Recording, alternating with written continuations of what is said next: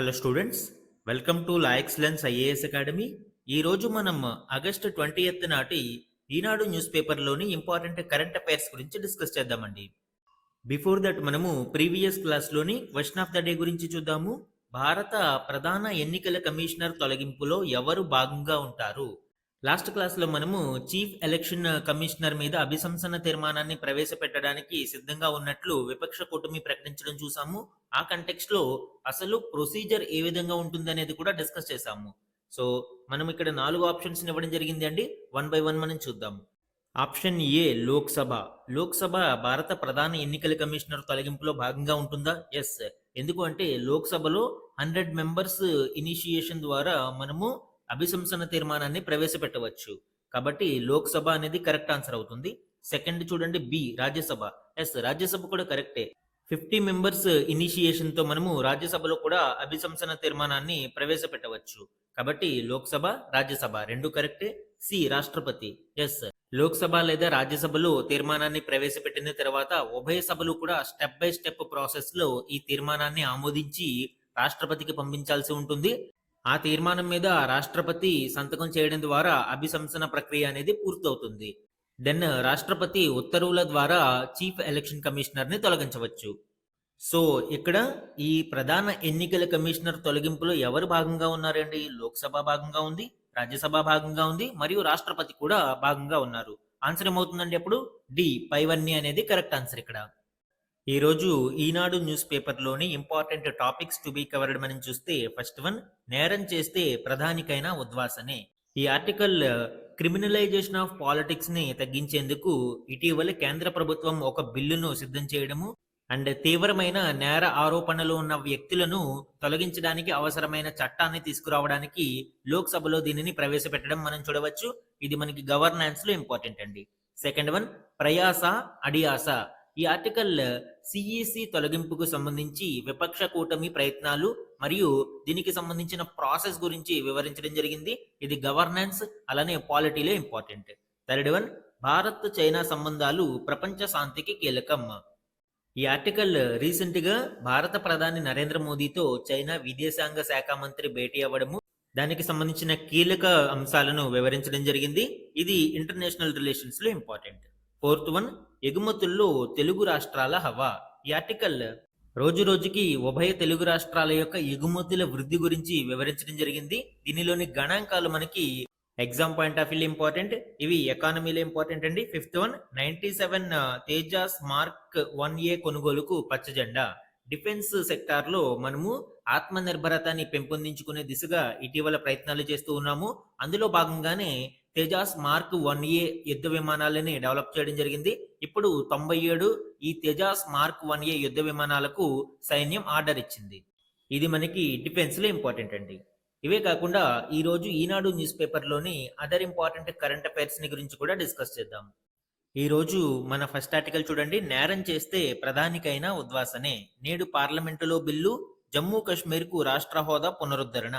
ఈ రోజు కేంద్ర ప్రభుత్వం పార్లమెంటులో కొన్ని కీలక బిల్లులను పెట్టడానికి నిర్ణయం తీసుకుంది. అందులో ముఖ్యంగా 130th constitutional amendment bill 2025, the Jammu and Kashmir reorganisation amendment bill 2025, the government of union territories amendment bill 2025 and online gaming bill 2025. ఈ వర్షాకాల సమావేశాలలోనే వీటిని ఆమోదించాలని కేంద్ర ప్రభుత్వం భావిస్తుంది. దీనిలోని కీ హైలైట్స్ ఇప్పుడు చూద్దాం. ఈ 130వ రాజ్యాంగ సవరణ బిల్లు ద్వారా తీవ్రమైన నేర ఆరోపణలను ఎదుర్కొంటున్న ప్రజాప్రతినిధులను తొలగించడానికి కావలసిన నిబంధనలను రూపొందించడం కోసం దీనిని ప్రవేశపెట్టనున్నారు. ఇందులో 2 ఇంపార్టెంట్ కండిషన్స్ ఏంటండి? ఆ నేర ఆరోపణ అనేది ఖచ్చితంగా 5 సంవత్సరాలు లేదా అంతకంటే ఎక్కువ జైలు శిక్ష పడే అవకాశం ఉన్న నేరానికి సంబంధించి అయి ఉండాలి.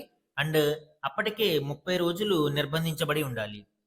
అలా ఆ నేర ఆరోపణలో 30 రోజుల పాటు నిర్బంధంలో ఉంటే ఆ వ్యక్తి పదవిని కోల్పోవడానికి ఈ చట్టం అవకాశం కల్పిస్తుంది.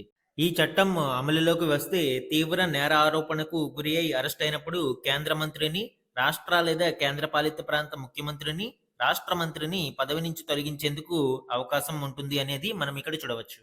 ప్రధానమంత్రితో సహా అందరూ ప్రజాప్రతినిధులు, కేంద్ర మరియు కేంద్రపాలిత ప్రాంత మరియు రాష్ట్ర ప్రజాప్రతినిధులందరూ కూడా ఈ చట్టం పరిధిలోకి రానున్నారు.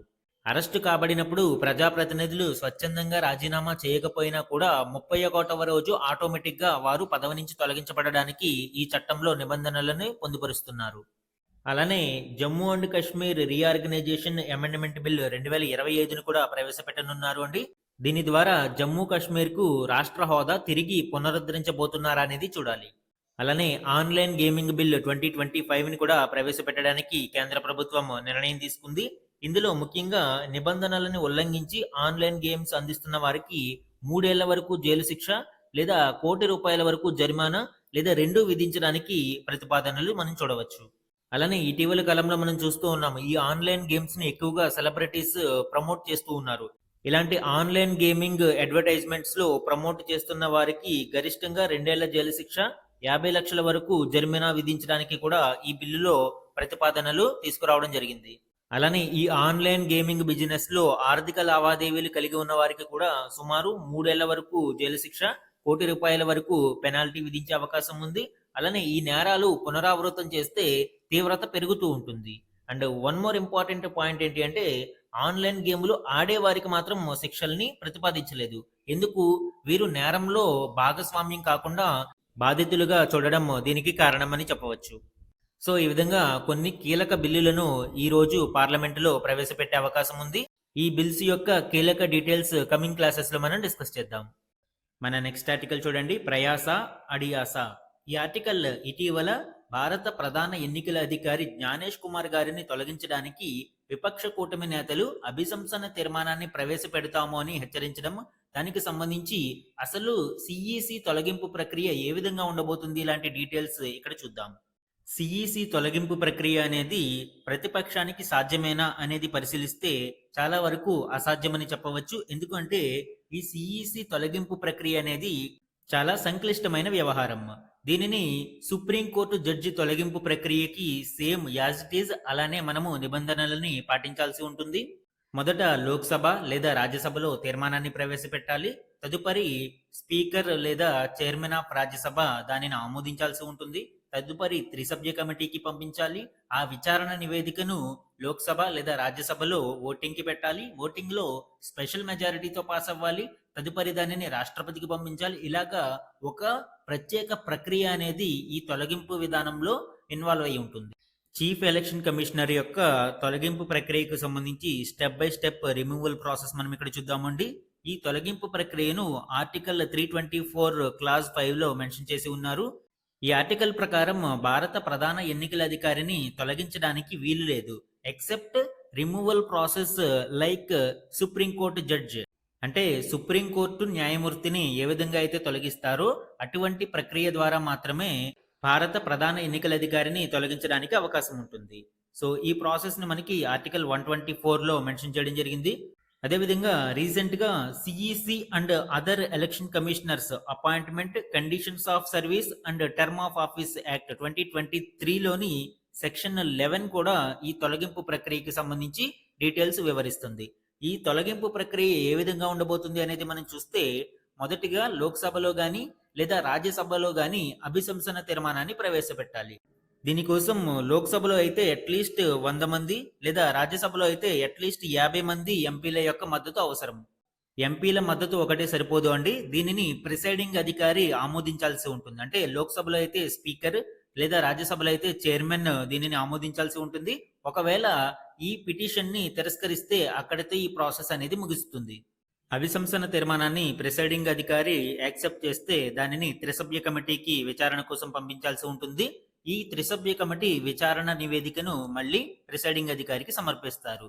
దాని మీద పార్లమెంటులో డిబేట్ అనేది జరుగుతుంది. అంటే లోక్సభలో ప్రాసెస్ ఇనిషియేట్ అయితే లోక్సభలో డిబేట్ జరుగుతుంది అండ్ ఓటింగ్ ప్రక్రియ అనేది మొదలవుతుంది.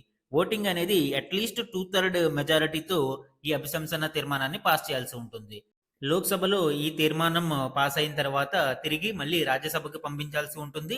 వైస్ వెర్సా, అంటే రాజ్యసభలో ఒకవేళ మొదలైతే తిరిగి లోక్సభకి పంపించాల్సి ఉంటుంది. ఈ విధంగా పార్లమెంటు ఉభయ సభలు కూడా అభిశంసన తీర్మానాన్ని స్పెషల్ మెజారిటీ అంటే 2/3 majority of present and voting తో అభిశంసన తీర్మానాన్ని పాస్ చేస్తే తదుపరి దానిని రాష్ట్రపతికి పంపించాల్సి ఉంటుంది. వన్స్ రాష్ట్రపతి దీనిని ఆమోదిస్తే ప్రెసిడెన్షియల్ ఆర్డర్ ద్వారా సిఈసి తొలగింపు ప్రక్రియ అనేది ముగుస్తుంది. అయితే ఈ అభిశంసన తీర్మానాన్ని ప్రవేశపెట్టడానికి 2 గ్రౌండ్స్ మాత్రమే రాజ్యాంగంలో మెన్షన్ చేయబడి ఉన్నాయి. ఒకటి ప్రూవ్డ్ మిస్‌బిహేవియర్, 2 ఇన్‌కెపాసిటీ. బట్ ఈ ప్రూవ్డ్ మిస్‌బిహేవియర్ అంటే ఏంటి? ఇన్‌కెపాసిటీ అంటే ఏంటి అనేది రాజ్యాంగంలో వివరించలేదు. కానీ సుప్రీం కోర్టు అనేక సందర్భాలలో వీటి గురించి వివరించడం మనం చూడవచ్చు. ఈ ప్రూవ్డ్ మిస్‌బిహేవియర్ అంటే ఏంటి అండి?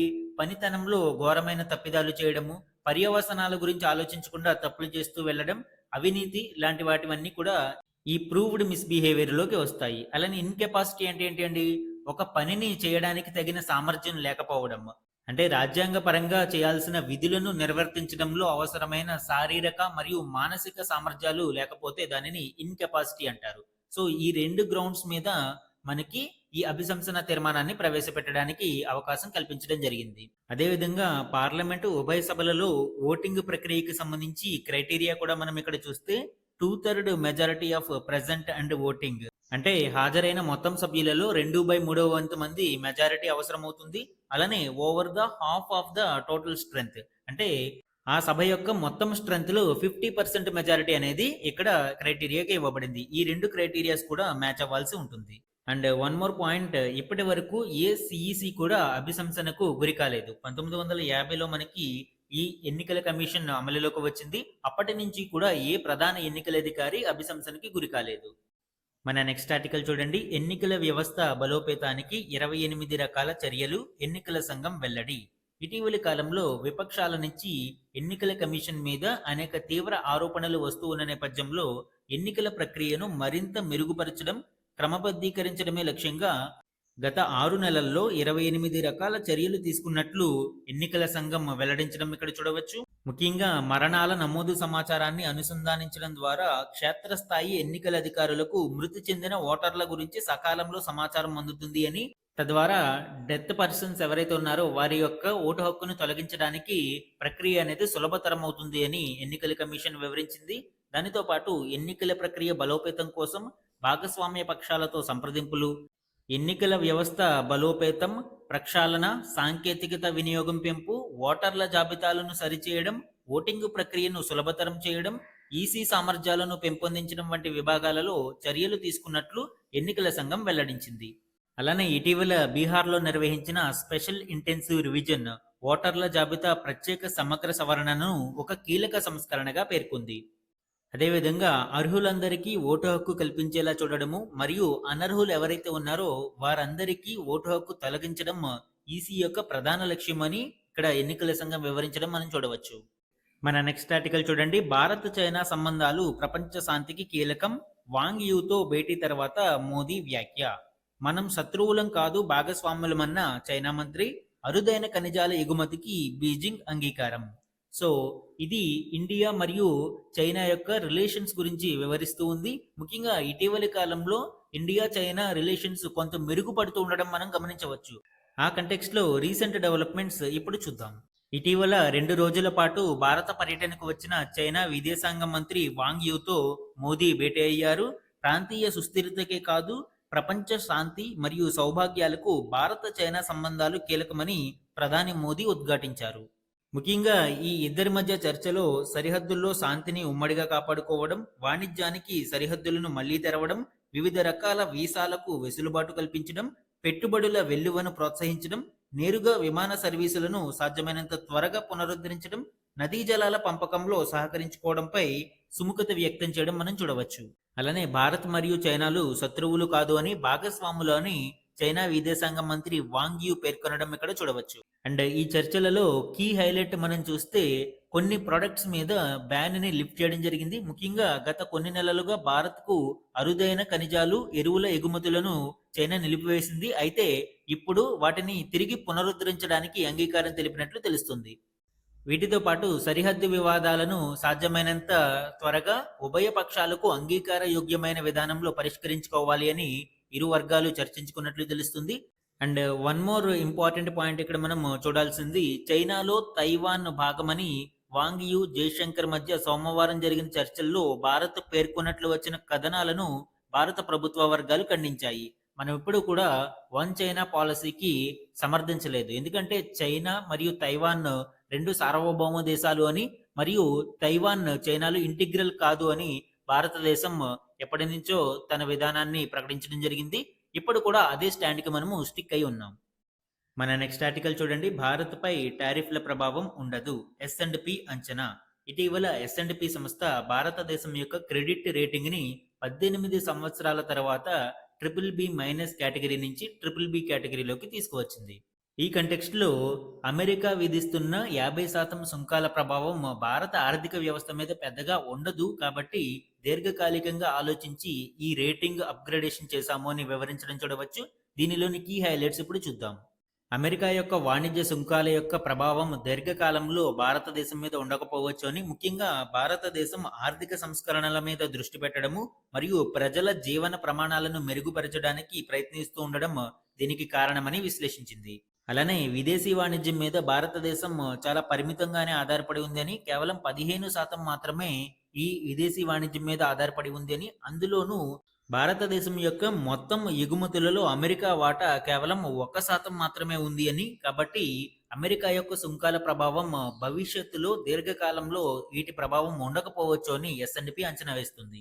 85% పైగా దేశీయ గిరాకీ ఉన్న భారతదేశానికి ఈ సుంకాలు స్వల్పకాలం మాత్రమే కొంత ఇబ్బందిని కలిగిస్తాయి అని, దీర్ఘకాలంలో వీటి ప్రభావం చాలా స్వల్పంగా ఉంటుంది అని అభిప్రాయపడింది. అందులోనూ కొన్ని రంగాలు మాత్రమే ఈ సుంకాలకి గురి అవుతున్నాయని, ముఖ్యంగా ఫార్మా, ఎలక్ట్రానిక్స్ లాంటి వాటికి మినహాయింపు ఉండడం భారత్కు కలిసి వచ్చే అంశమని ఎస్&పి పేర్కొంది. అలానే మరొక క్రెడిట్ రేటింగ్ ఏజెన్సీ అయిన ఫిచ్ సంస్థ కూడా భారత్ కార్పొరేట్ సంస్థలపై అమెరికా టారిఫ్ల ప్రభావం కొంతమేరకే ఉండవచ్చు అని అభిప్రాయపడింది. సో ఇవన్నీ కూడా భారతదేశం కొన్ని రంగాలలో స్వల్పకాలం ఈ అమెరికా యొక్క సుంకాల వలన ఇబ్బంది పడినా కూడా దీర్ఘకాలంలో వీటి ప్రభావం పెద్దగా ఉండదు అని, ప్రభుత్వాలు తీసుకుంటున్న సంస్కరణలు మరియు దేశీయ గిరాకీ కారణంగా భారతదేశం నిలదొక్కుంటుంది అని అభిప్రాయపడడం చూడవచ్చు. ఆ కారణం చేతనే ఎస్&పి సంస్థ క్రెడిట్ రేటింగ్ని కూడా అప్గ్రేడేషన్ చేయడం చూడవచ్చు.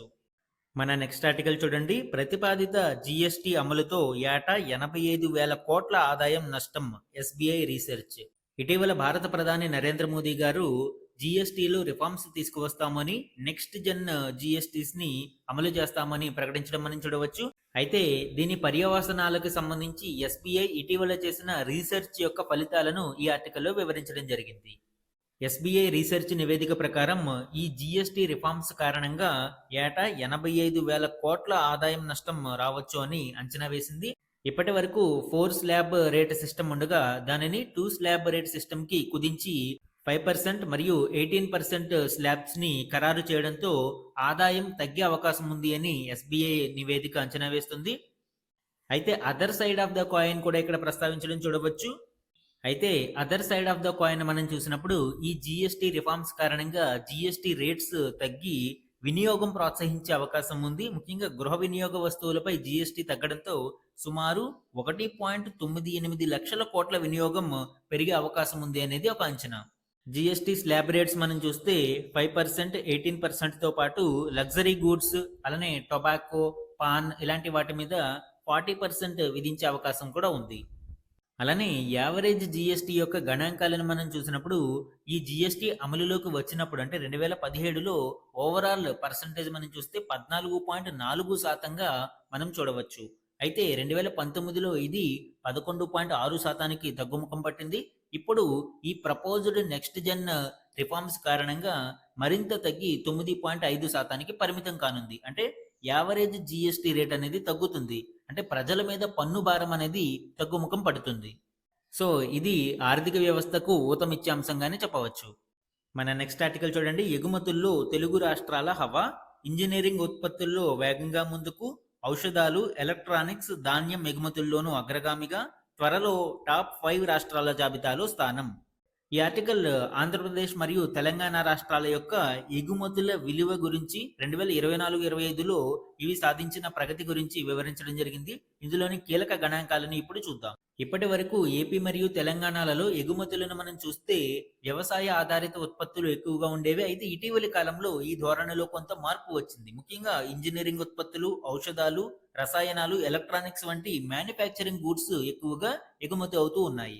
2024-25 ఆర్థిక సంవత్సరంలో గణాంకాలను మనం చూస్తే అత్యధిక ఎగుమతులు సాధించిన రాష్ట్రాలలో ఆంధ్రప్రదేశ్ 6వ స్థానంలో ఉంటే తెలంగాణ 7వ స్థానంలో నిలిచింది. త్వరలోనే ఈ రెండు రాష్ట్రాలు కూడా టాప్ 5లో చోటు దక్కించుకునే అవకాశాలు ఉన్నట్లు తెలుస్తుంది. ఇటీవలి కాలంలో తెలంగాణ రాష్ట్రం ముఖ్యంగా రక్షణ, అంతరిక్ష పరిజ్ఞానం మీద దృష్టి సారించడం మనం చూడవచ్చు. బీడీఎల్, మిథాని, డిఆర్డీఎల్ వంటి విభాగాలకు తోడుగా ప్రైవేటు రంగంలో కూడా రక్షణ ఉత్పత్తుల ప్రాధాన్యం పెరుగుతూ ఉంది. భారత సైన్యానికి ఈ ఉత్పత్తులను అందించడమే కాకుండా విదేశాలకు ఎగుమతి కూడా చేస్తూ ఉండడం విశేషం. అలానే ఇటీవలి కాలంలో స్పేస్ టెక్ సంస్థలు కూడా తెలంగాణలో ముఖ్యంగా హైదరాబాద్లో విస్తరిస్తూ ఉన్నాయి. అండ్ ఏపీ విషయం మనం చూస్తే ఏపీలో వ్యవసాయ ఉత్పత్తుల ఎగుమతులు అధికంగా కనిపిస్తూ ఉన్నాయి. ముఖ్యంగా ధాన్యం, పొగాకు, మిర్చి, పసుపు లాంటివి ఎగుమతి అవుతూ ఉంటాయి. అండ్ వాటితో పాటు ఆక్వా ప్రొడక్ట్స్, చేపలు, రొయ్యల మేత వంటివి కూడా ఎగుమతి అవుతూ ఉండడం చూడవచ్చు. కానీ ఇటీవలి కాలంలో ఇక్కడ కూడా కొంత చేంజ్ అనేది కనిపిస్తూ ఉంది. ముఖ్యంగా ఎలక్ట్రానిక్స్, ఇంజనీరింగ్ వస్తువులు, రసాయనాలు, మందుల ఎగుమతులు పెరుగుతూ ఉన్నాయి. సో ఈ విధంగా మ్యానుఫ్యాక్చరింగ్ ప్రొడక్ట్స్ యొక్క ఎగుమతులు పెరుగుతూ ఉండడం ఇరు తెలుగు రాష్ట్రాలకు చాలా ఉపయోగకరం.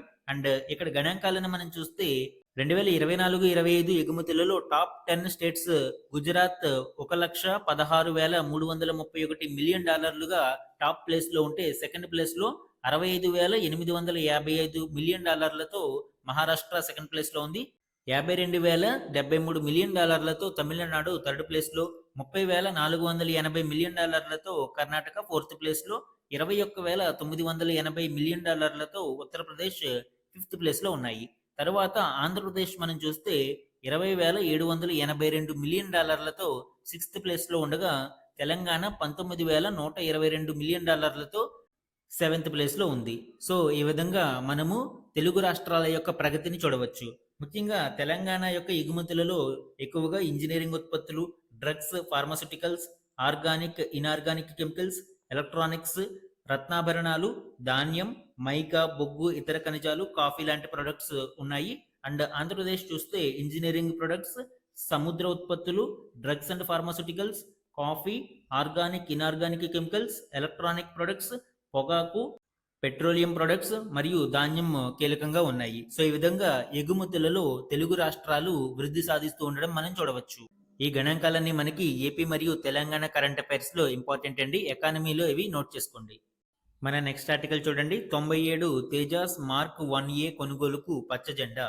ఈ ఆర్టికల్ మనకి భారతదేశం యొక్క ఆత్మనిర్భరత భారత్కి సంబంధించి డిఫెన్స్ సెక్టార్లో రోజు రోజుకి విస్తరిస్తూ ఉన్న మేక్ ఇన్ ఇండియా కాన్సెప్ట్ గురించి, అలానే Tejas mark 1A air craft గురించి వివరించడం జరిగింది. దీనిలోని కీ డీటెయిల్స్ చూద్దాం.